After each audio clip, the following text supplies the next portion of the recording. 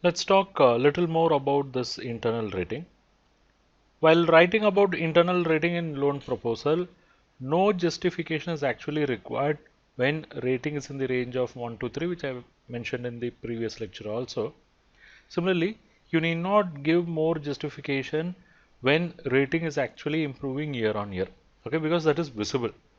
Justifications are required only in certain specific cases, which I'll explain shortly. Okay, so no justification is required when the rating is improving year on year, and no justification is required when rating is better than the norm that are set for industries. Let's say banks will have different norms for different industries. Sometimes certain industries will be very booming, so their bank will be willing to take risk. Say for example, say industry like textile, it will have its ups and downs. If textile is considered as booming now, banks will be ready to take even high risk customers. It means they'll be ready to take customers who are ranked up to 9 also. But for that, industry should be booming. If industry is in very decline mode, okay, very say there is only a small level of growth, or it's actually in decline mode, no growth, decline, okay, then they'll say no, we are not going to entertain any customers who are going to be ranked below 5. Okay, so they'll take only customers who are in the range up to 5.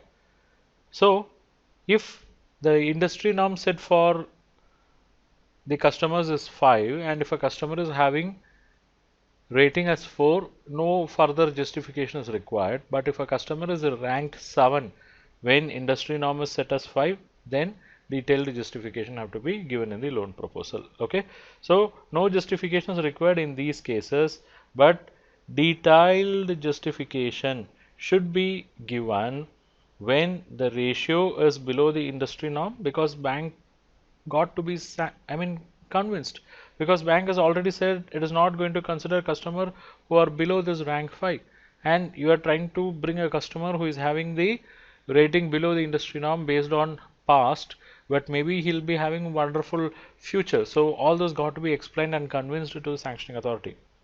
Let's say he is your existing customer. Already you have rated him using your internal rating model in the previous year.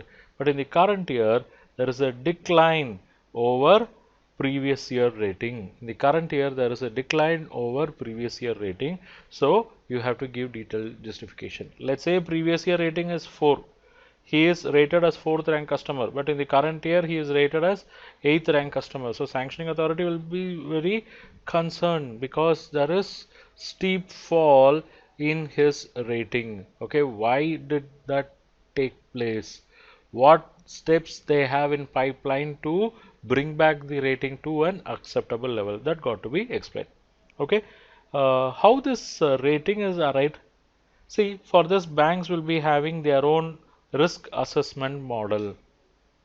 That risk assessment model, as explained in the previous session, it will be factoring financial risk, it will factor business risk, industry risk, okay, it will factor management risk, it will also look into the quality of financial statements and various other qualitative factors, and then rating is arrived, and this rating model would vary for manufacturing and trade and services. Okay, so again this is framed as a question here, whether all sectors will be evaluated using same parameter. Answer is no.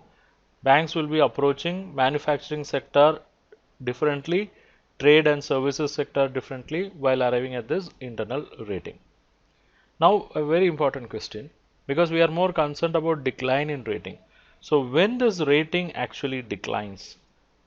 Please note, if the current year actuals is less than the estimates given in the previous year, it is going to decline for two reasons.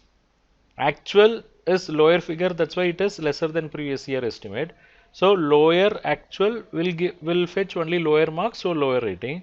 And more than that, actual is lesser than estimate. It means you have deceived the promise what you have made to the bank in the previous year. So that is going to attract penalty, negative scoring. Okay, that will pull down scores like anything, and that's why there is going to be decline in rating.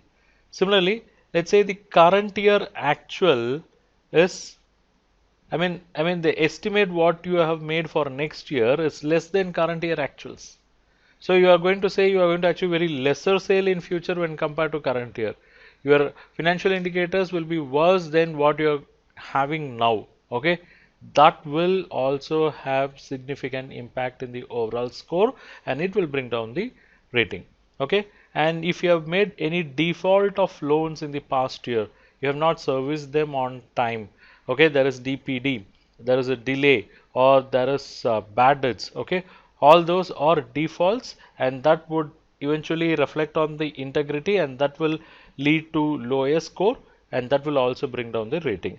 And if you have a very high level of leverage, that is, if your TOL by TNW is going to be very high, then TOL TNW carries the highest weightage in the overall rating model. And if that is going to be high, and if you're not going to get any score, it means you have lost major score. So that will pull down the rating.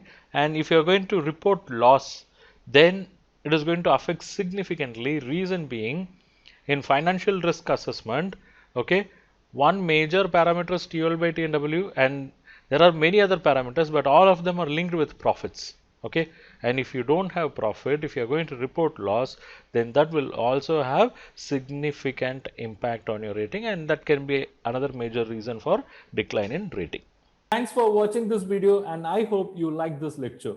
If you wish to learn more on the areas related to this topic, check our comprehensive course. I have shared the details and link in the description below. Click, sign up, and enroll. I'll see you inside the course.